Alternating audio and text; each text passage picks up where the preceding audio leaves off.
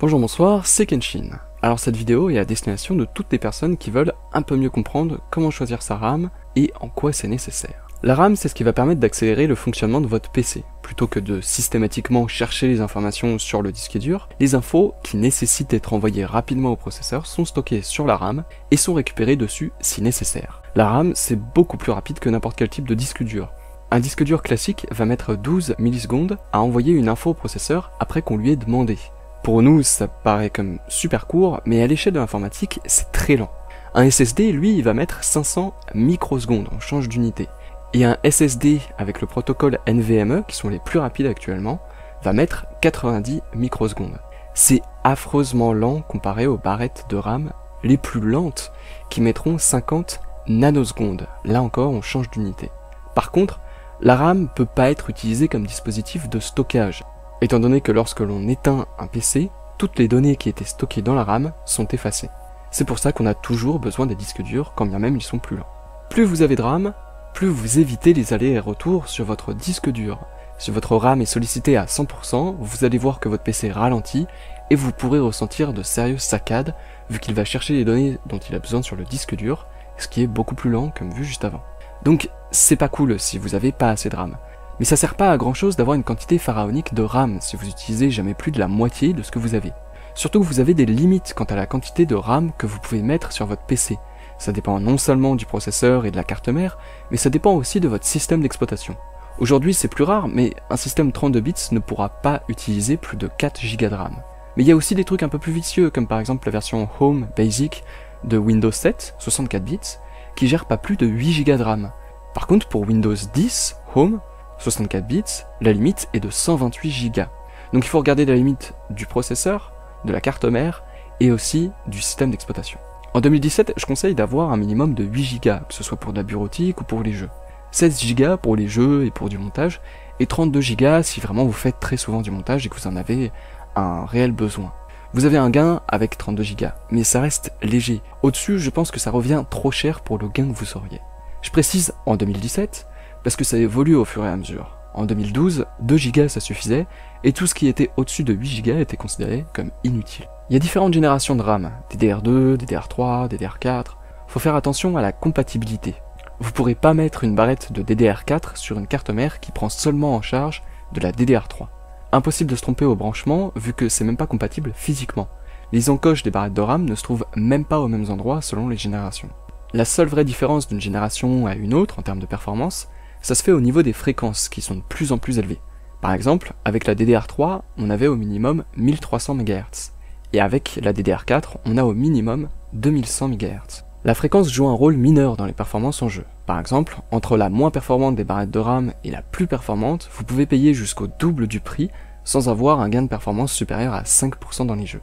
Il y a quand même une exception, et c'est quand vous utilisez un APU pour jouer, c'est-à-dire une puce graphique qui est intégrée au processeur. Mais investir dans une carte graphique sera sûrement plus intéressant que d'essayer de prendre de la RAM à très haute fréquence.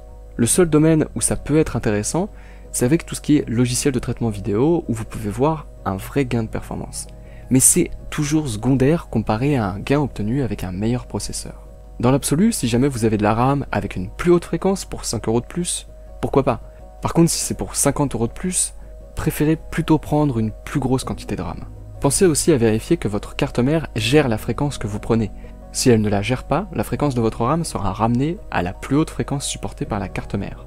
De la même manière, si vous avez une barrette de 2100 MHz et l'autre à 3000, la fréquence de toutes les barrettes sera ramenée à la fréquence la plus basse des barrettes. Sur le sujet de la compatibilité au niveau des fréquences, on s'aperçoit d'un truc assez bizarre. On a des barrettes qui sont vendues comme pouvant fonctionner à plus de 4000 MHz, et on a des cartes mères qui gèrent plus de 4000 MHz. Mais vous verrez jamais un processeur qui gère plus de 2600 MHz. À ce moment-là, on est en droit de se demander c'est quoi le délire. Et en fait, ce sont les contrôleurs de la carte mère qui sont overclockés, mais pas à la manière d'un CPU ou d'un GPU en faisant sauter la garantie, parce que là c'est complètement fait pour. Et ça se fait en utilisant le profil XMP, un paramètre dans le BIOS de la carte mère.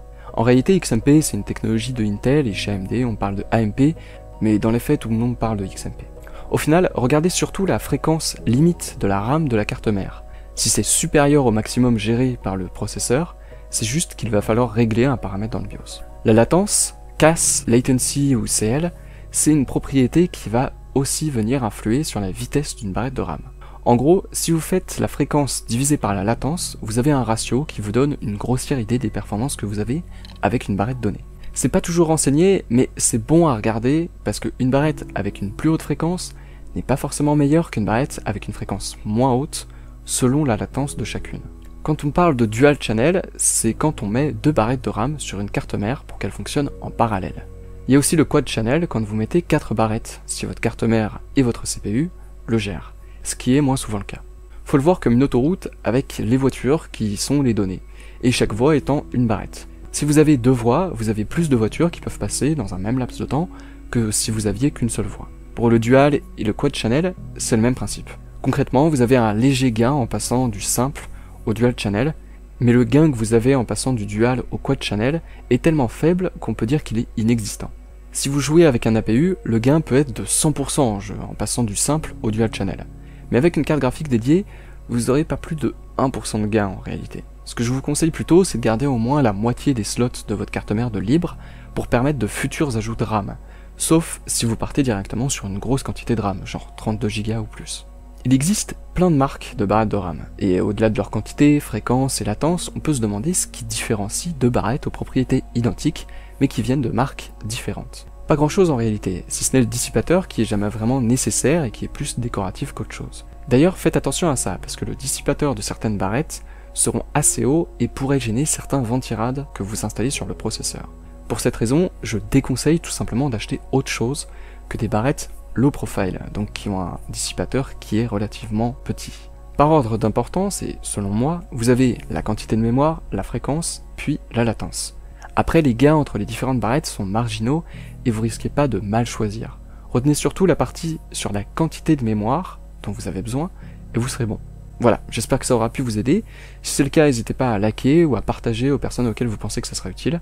Ça m'aidera moi, mais j'espère surtout que ça en aidera d'autres. En attendant la vidéo suivante, je vous dis à la prochaine.